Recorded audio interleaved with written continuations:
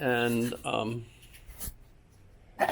don't know if you had the chance to look at the text that I posted, which is actually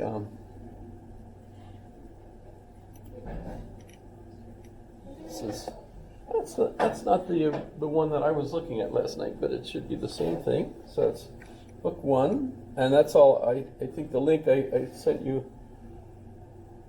Well, I guess this is the whole thing, which is interesting because the one I was looking at last night online was just book one as opposed to the whole thing. But yeah, this goes through the whole thing. But I was looking especially at the one on personal identity. But before we get into this, I have to explain his method, really. There's a nice interview that Brian McGee does it's on a YouTube video. He did that for the BBC back in the 80s, I guess. In fact, it was this particular video was 1987, and he interviewed a Professor John Passmore, who was an author of a book talking about David Hume. So that's why he got picked for the interview on David Hume. In fact, if we just go find it, we could do.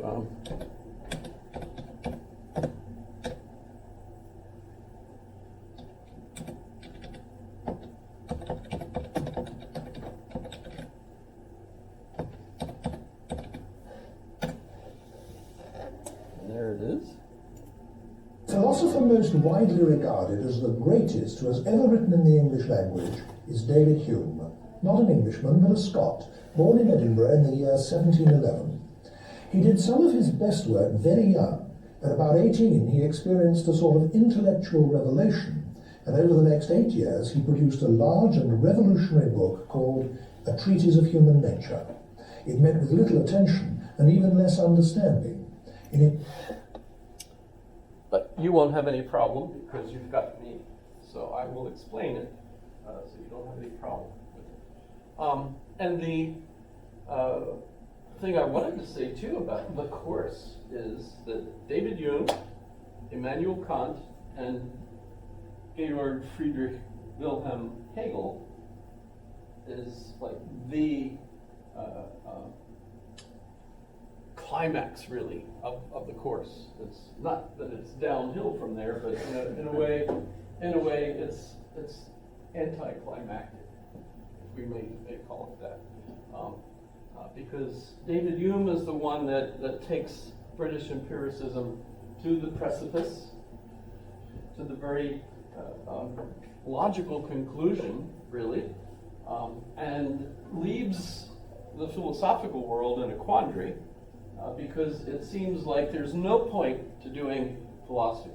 So if you ever had anyone tell you that philosophy is a total waste of time because you can't find out anything, there's no answers in philosophy, it's totally useless that way. You probably had someone who was from the Scottish Enlightenment, influenced by the Scottish Enlightenment, who was telling you that, because that's what the conclusion was. As far as they were concerned. It's still worth doing in the same way that studying the humanities today is worth doing. I mean, you might not want to study the humanities if you want to get a job in engineering or something in the STEM community, if you know what I mean, right? You know, the science, technical, engineering, and medicine, yes. But I mean, those kinds of degrees, of course, are preparing you for a very specific niche in our market, where, of course, yes, you can make lots of money. I'm proud of my son. He graduated from here years ago with a civil engineering degree, walked across the stage with me in the audience in my outfit, you know, how they do, how we do. Hey. He walked with his outfit. He graduated, he walked off the stage and was hired immediately by a local engineering firm who still hires him And by the way, that week, he started making more money than I ever made in my life. So, if that's, your interest, there you go. And by the way, engineering is still a wide open field, especially for women. There's very few women, statistically, that take engineering and end up getting an engineering job. And of course, as you look at the statistics, the women that get into that job tend to make more money than the men in that field because they're a more scarce commodity. That's how that capitalist system works, right? If you're in a field where it's mostly women, tends to be the kind of field where women feel like this is a wonderful opportunity for me, and men hate it, perhaps. And as a result, the field tends to pay less. Right? It's just again the capitalistic way of doing things. So that's kind of annoying, especially if women take time out from their careers to have children, because it tends to take more time away from their career doing that than it does the husband, if there is one. That takes even more time if there isn't, actually. So that's one of those things. But in any case, it's kind of the Scottish Enlightenment argument that follows and also criticizes David Hume. It's kind of an interesting relationship, of course. But the end result of it is that what we might call metaphysics is totally worthless. You can't do it. Can't do it. And we can actually outline it in a pretty neat way. I could probably find a way to do it online, but we have the a priori and the a. There's a space there. That's a separate word, right? A posteriori. And then you have the analytic and the synthetic.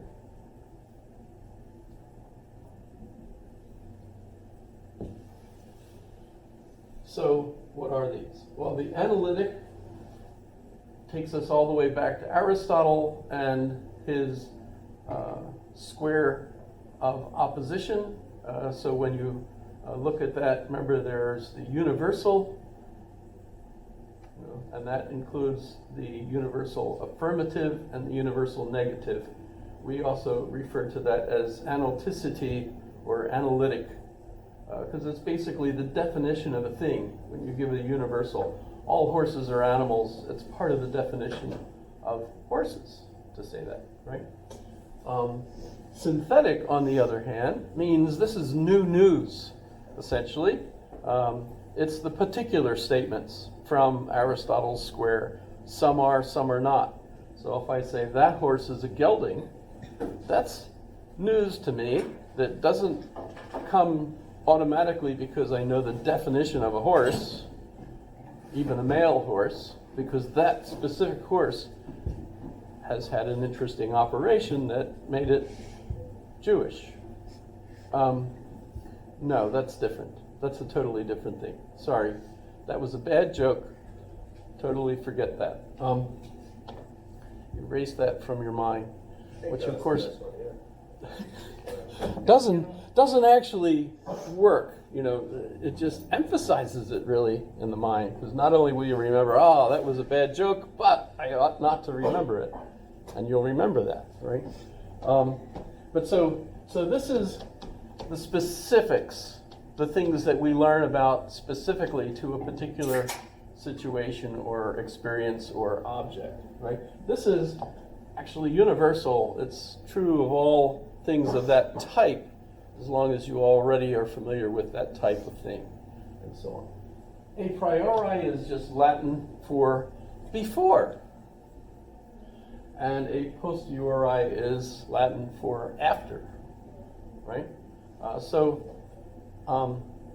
how does this work? Well, if I have an experience and I see a horse for the first time and my mother says, "That's a horse," and I'm like, "Wow," and then maybe it takes a few times, because sometimes that's the way it is. This is a horsey. I'm playing with my horse, and I know this is a horse. But I also have to remember what Aristotle said, which is hard when you're only 4 years old, because you haven't read Aristotle yet. That this isn't really a horse. This is a toy that I'm calling a horse because of its shape, etc. And the word in my book, horse, isn't a real horse, because, of course, a real horse is a horse, of course, especially if the horse is the famous Mr. Ed. Sorry about that. That's going to click into the quiz question for today, by the way, which is, do you find all this media that's going around in your head disturbing? How does it affect you? That's not exactly the way I asked the question. I should find the question. Let's see. How do I ask the question? Do you think having so many visual stimuli from modern media cause a problem for you? My quiz question for today. But so, as a kid, I know this is a horse. And what happens is, of course, now I've had a synthetic experience. I've seen a horse. And now, a posteriori, after that experience, I know that that particular thing was a horse. And as a result of that, I know that anything that I see like that is a horse, which enables me to know about horses in advance. So the next time I see a horse, I already know what it is. So I have the analytic a priori. Now, David Hume is going to demonstrate that we cannot have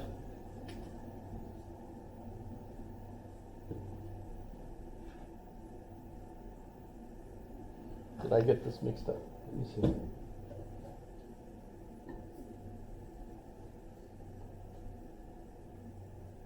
Yeah, it's nope. I don't want this one here. This is the one that's wrong. Because once I've had the experience now, yes, it comes this way. It comes this way. So once I've had enough experiences, I've had them, so it's after. Now I know, whenever I see a horse, now I know the definition of a horse. So when I go to see a new thing, I have the template in my mind already. There, okay, I got it. Sorry if I'm confused. It's hard to remember this pattern after, a whole year or whatever. So it's the synthetic a priori that I seem not to be able to have. Why? That's because prior to having a specific experience, how would I know that specific case? Seems like you have to have the experience first on a specific case, right? So it's not like, wow, that's a horse. What is that? I don't know. And someone has to explain it to me. And now I have this, but I never had this because I needed them to inform me in order for me to have this.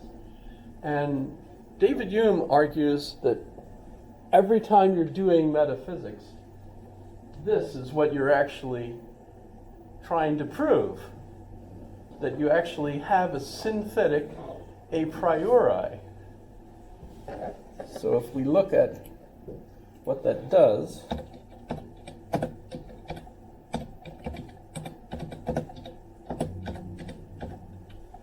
See, look, Google already knew where I was going with that, right?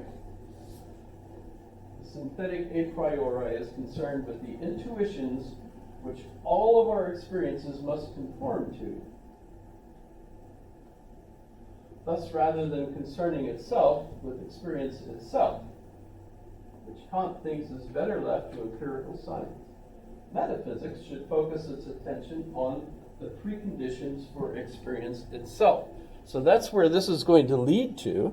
So, hence, Hume is the one that leads us to this skepticism, because in his point of view, we're really unable to know anything except what we're experiencing right this second, right this minute. Remember, if I'm looking at Heather, Hannah, see how difficult? I'm looking at Hannah, now I'm not, now I am, right? How do I know Hannah's there? Strictly speaking, I'm not seeing Brendan, I'm not aware that he's there. But now that I'm looking at him, yes. In fact, even as my eyes move, I'm only seeing what's over there as opposed to what's over here, and so on. Yes? If you're blind, does that mean you're just never aware in that case? In that case, in the visual sense.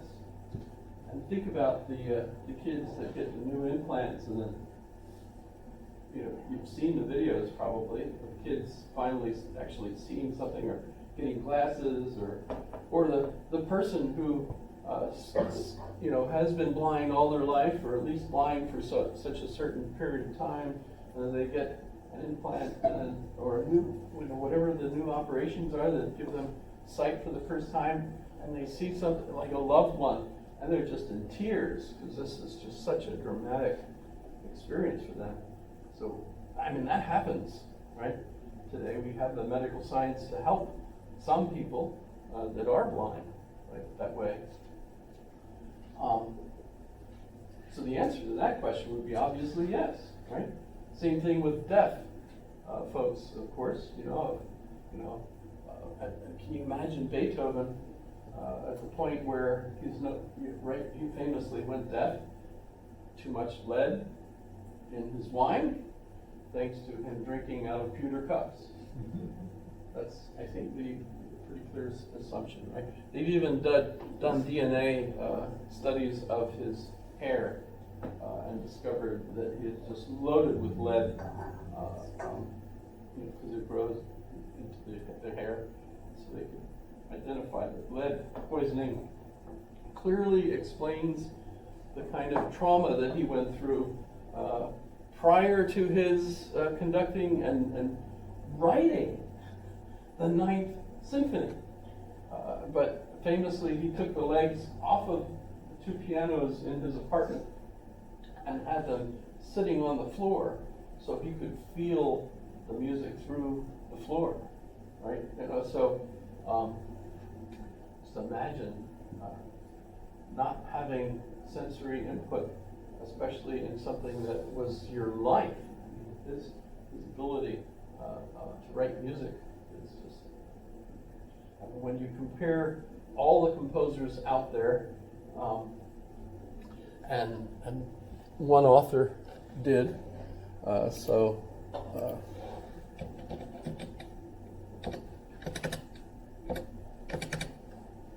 Charles Murray, Human Accomplishments.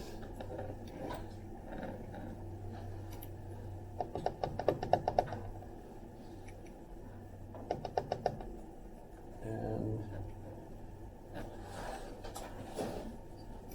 can we read a sample? Can we look at, well, I guess it's not going to give us an actual, I was looking for Beethoven, but maybe I can look here. Let's see, search for a word or phrase.